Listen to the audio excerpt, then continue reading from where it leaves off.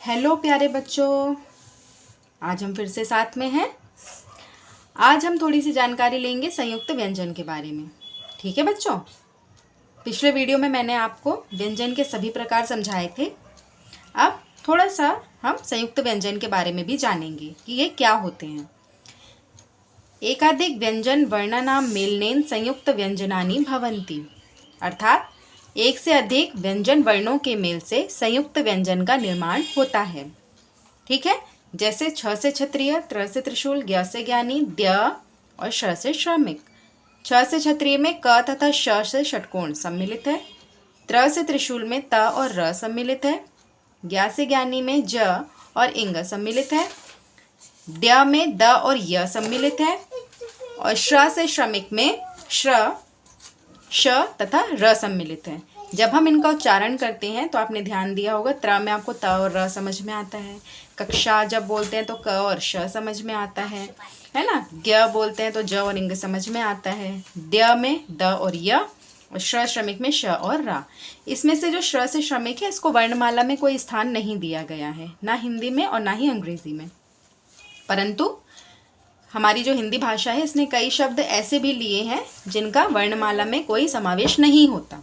ठीक है, हिंदी भाषा प्रसिद्ध ही इसीलिए है क्योंकि वो कई भाषाओं के शब्दों को अपने अंदर सम्मिलित कर लेती है। ठीक है ना, हिपोक्रेसी नहीं आती हमारी भाषा को अंग्रेजी की तरह कि अक्षर हैं लेकिन फिर भी नहीं बोले जाते, है ना। लाइक सुनामी, टी है पर बोलते नहीं हैं, जस्ट लाइक दैट। ऐसी हमारी हिंदी भाषा नहीं है। ठीक है, तो आया आपको समझ में, ये होते हैं संयुक्त व्यंजन। अब यहाँ पे थोड़ी सी ध्यान देने वाली बात ये है बेटा कि ये जो सभी संयुक्त व्यंजन होते हैं, ये नए वर्ण नहीं होते, बल्कि अलग अलग व्यंजनों के मिलने से बनने वाली केवल एक विशिष्ट लेखन शैली है। ठीक, अपनी लेखन शैली को और थोड़ा प्रभावित बनाने के लिए हमने दो व्यंजन को एक करके एक नया वर्ण बनाया। इसलिए जो आगत स्वर होते हैं ना, वो इन सभी संयुक्त व्यंजनों में सम्मिलित नहीं होते।